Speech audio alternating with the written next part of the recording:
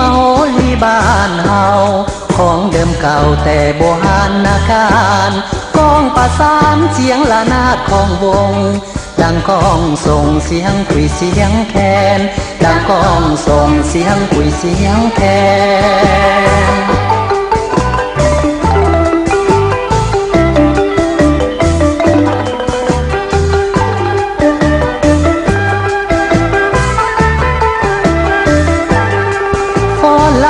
แสนนิ่มนวลงามตา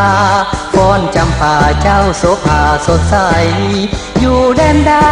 หัวใจบ่ลืมแสนซาบซึ้งดังเสียงของแม่เอ๋ยแสนซาบซึ้งดังเสียงของแม่เอ๋ย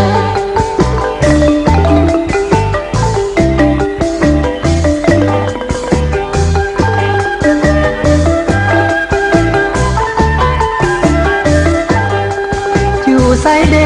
จะเหมือนบ้านเฮาอยู่บ้านเฮามีความมาใคร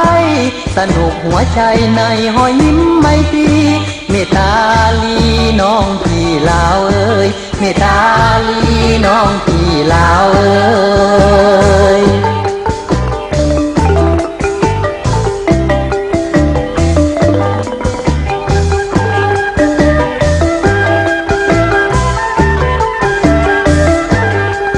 จะอยู่ไส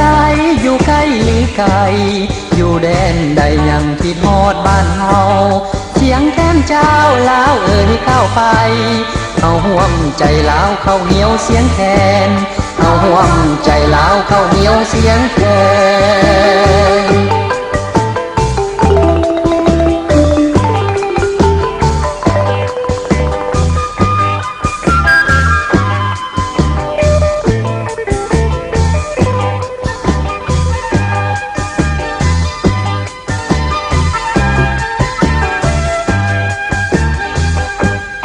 ฟ้อนลาวแผนแสนนวลงามตา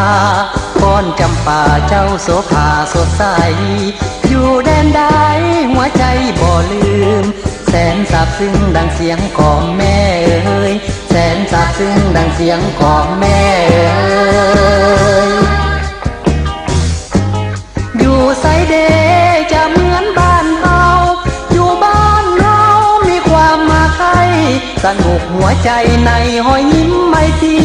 เมตตาลีน้องพี่ลาวเอ้ยเมตตาลีน้องพี่ลาวเอ้ย